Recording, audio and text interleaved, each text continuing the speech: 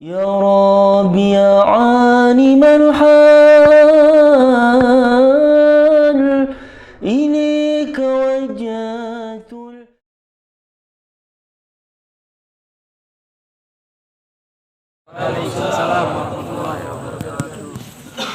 Bismillah, walhamdulillah, wassalatu wassalamu ala rasulillah Sayyidina Maulana Muhammad bin Abdullah wa ala alihi sahbihi man walah wa la hawla wa la quwata illa billah, amma ba'd.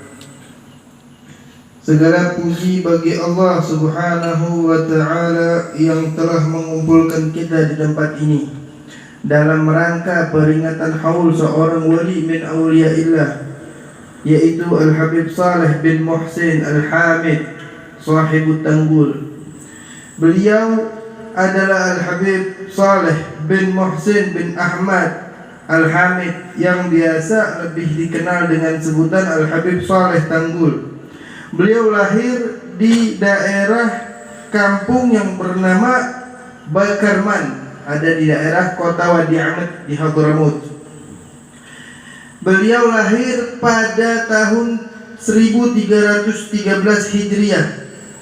Ayah beliau Al-Habib Muhsin bin Ahmad Al-Hamid terkenal dengan sebutan Al-Bakri Al-Hamid, seorang yang saleh dan ulama yang sangat dicintai dan dihormati masyarakat manapun beliau berada. Ibunda daripada Al-Habib Saleh seorang wanita salehah, Al-Abidah, Syekhah Aisyah dari keluarga Ba Umar Al-Amudi. Beliau Al-Habib Saleh mulai mempelajari Al-Quran dari seorang guru yang bernama Syekh Sa'ad Ba Mudhij, ada di kota Wadi Ahmed, yang dikenal sebagai seorang yang saleh, tiada henti-hentinya berzikir kepada Allah Subhanahu wa taala. Sedangkan Al-Habib Saleh belajar ilmu fikih dan tasawuf dari ayah beliau sendiri, yaitu Al-Habib Muhsin bin Ahmad Al-Hamid. Pada usia Al-Habib Saleh yang berumur 26 tahun pada tahun 1921 Masehi, Al-Habib Saleh meninggalkan Hadramut dan hijrah menuju Indonesia. Beliau ditemani oleh Syekh Fadl Saleh Salim bin Ahmad Al-Askari. Sesampainya di Indonesia, beliau singgah di beberapa tempat, di antaranya Jakarta. Mendengar kedatangan Al-Habib Saleh, sepupu beliau yakni Al-Habib Muhsin bin Abdullah Al-Hamid meminta Al-Habib Saleh untuk singgah di kediamannya, ada di kota Lumajang di Jawa Timur. Lalu Al-Habib Saleh pun tinggal sementara di Lumajang. Setelah menetap beberapa waktu, kemudian beliau pindah ke Tanggul, Jember, dan akhirnya beliau menetap di Tanggul hingga akhir hayat beliau. Suatu ketika datanglah ilham Rabbaniyah kepada beliau untuk melakukan uzlah, yaitu menyendiri untuk beribadah kepada Allah Subhanahu wa taala, menghadap dan bertawajuh kepada kebesaran Sang Pencipta. Dalam khalwatnya beliau senantiasa mengisi waktu-waktunya dengan membaca Al-Quran, bersolawat dan berzikir mengagungkan asma Allah, dan hal itu berlangsung selama lebih dari 3 tahun. Hingga pada suatu saat dalam khalwatnya beliau didatangi oleh guru beliau, yaitu Al-Imam Al-Qutbul Ghawth Al-Habib Abu Bakar bin Muhammad As-Saggar, dalam cahaya yang bersinar terang. Selanjutnya Al-Habib Abu Bakar mengajak beliau keluar dari khalwatnya, lalu memerintahkan Al-Habib Saleh untuk datang ke kediamannya di kota Gresik. Sesampainya di rumah Al-Habib Abu Bakar, Al-Habib Saleh diminta untuk mandi di jabiahnya Al-Habib Abu Bakar. Jabiah ini adalah kolam mandi khusus di kediaman Al-Habib Abu Bakar Gresik. Kemudian Al-Habib Abu Bakar memberinya mandat dan ijazah dengan memakaikan jubah, imamah dan sorban kepada Al-Habib Saleh bin Muhsin Al-Hamid. Al-Habib Saleh berdakwah kepada masyarakat sekitar dengan tak kenal lelah. Beliau mengajak umat untuk selalu salat berjamaah dan tidak meninggalkannya. Antara maghrib dan isya beliau isi dengan membaca Al-Quran dan wirid-wirid. Selepas asar beliau membaca kitab An-Nasaihud Diniyah karangan daripada sahib Ratib Qutbil Irsyad Al-Habib Abdullah bin Alawi Al-Haddad, yang beliau uraikan dengan bahasa Madura. Karena di daerah Jember ini jalur Pantura itu dari Surabaya terus sampai Banyuwangi itu bahasanya ada bahasa Jawa, ada kalau bahasa dikenal ini bahasa Nagras. Nagras campuran Jawa sama Madura. Jadi Madura ini nggak seperti bahasa Madura, ada campuran dari bahasa tersebut. Tujuannya agar masyarakat paham dengan apa yang disampaikan oleh Al-Habib Saleh. Berbagai aktivitas dakwahnya antara lain beliau lakukan dengan mengadakan berbagai pengajian.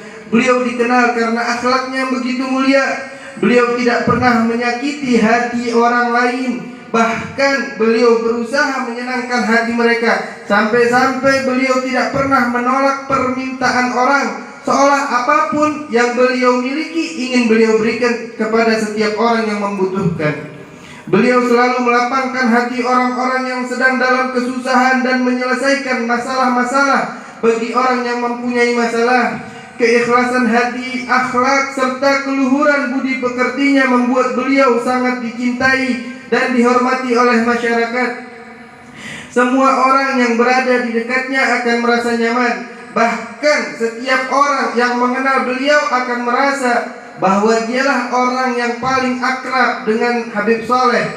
Ini karena perhatian beliau yang begitu besar terhadap semua orang yang ditemuinya. Beliau seorang yang memiliki kepedulian tinggi terhadap fakir miskin, para janda dan anak yatim.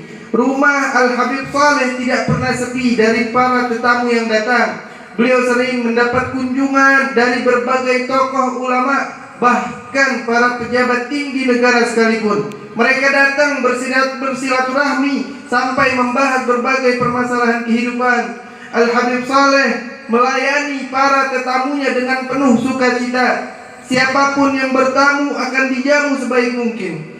Beliau menimba sendiri air sumur untuk keperluan mandi dan wudhu para tamunya.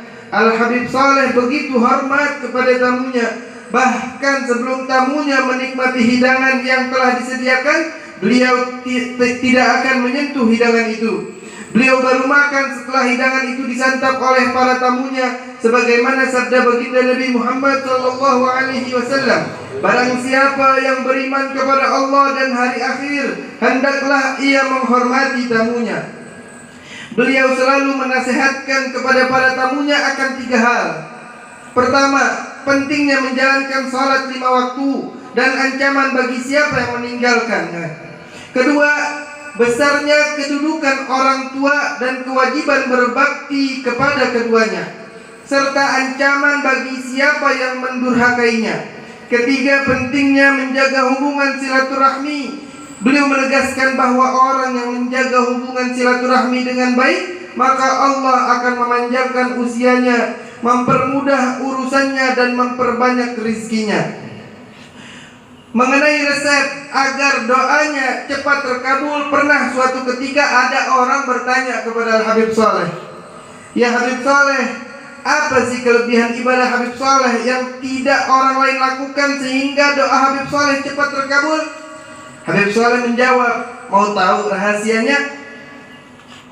Habib Saleh menjawab, "Saya tidak pernah menaruh pispot di kepala saya." Orang itu bertanya kembali, "Apa yang maksud Habib?" Tanya orang itu kepada Habib Saleh, "Menaruh pispot di kepalamu dalam beribadah artinya janganlah membanggakan dunia, janganlah bersaranakan dunia dengan beribadah.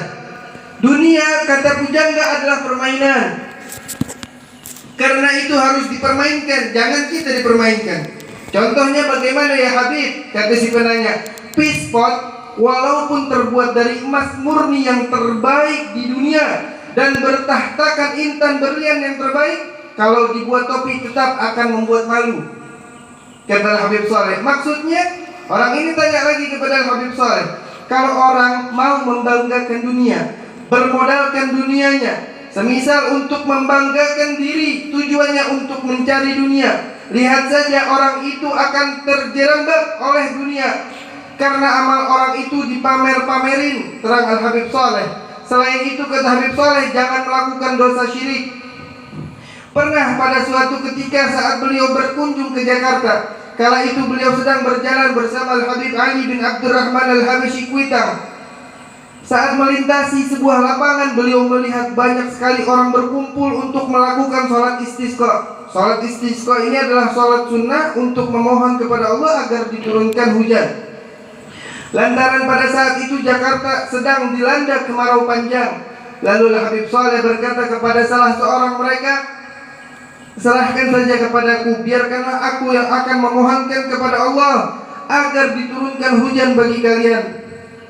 Tak lama kemudian setelah Habib Saleh menengadahkan tangan ke langit seraya membaca doa memohon kepada Allah, meminta hujan, maka tidak berselang lama hujan pun turun begitu derasnya. Banyak yang meyakini bahwa beliau merupakan seorang wali yang dekat dengan Nabi Allah Khidir alaihi salam. Al-Habib Saleh tercatat sebagai peletak batu pertama pembangunan rumah sakit Islam di Surabaya. Bahkan beliau juga diangkat sebagai kepala penasihat di rumah sakit tersebut. Beliau juga pernah menjabat sebagai ketua takmir Masjid Jami di kota Jember. Konon pembangunan Masjid Jami dapat diselesaikan dalam waktu singkat berkat doa dan keikutsertaan beliau dalam peletakan batu pertama. Pada suatu ketika, seorang pecinta beliau bernama Haji Abdul Rashid mewakafkan tanahnya. Selanjutnya di atas tanah wakaf ini dibangun sebuah masjid yang diberi nama Riyadhus Shalihin. Di masjid inilah yang menjadi pusat semua kegiatan dakwah yang beliau lakukan. Dan sepeninggal Al-Habib Saleh, kegiatan tersebut tetap dilanjutkan oleh keturunan beliau sampai saat ini. Menjelang kewafatannya, beliau sering mengatakan kepada keluarganya, "Saya minta maaf, sebentar lagi saya akan pergi jauh. Yang rukun semuanya ya. Kalau saya pergi jangan sampai ada permusuhan di antara kalian." Al-Habib Saleh yang selalu doanya dikabul itu wafat pada hari Ahad 9 Syawal 1396 Hijriah, bertepatan dengan tahun 1976 Masehi dalam usia 83 tahun.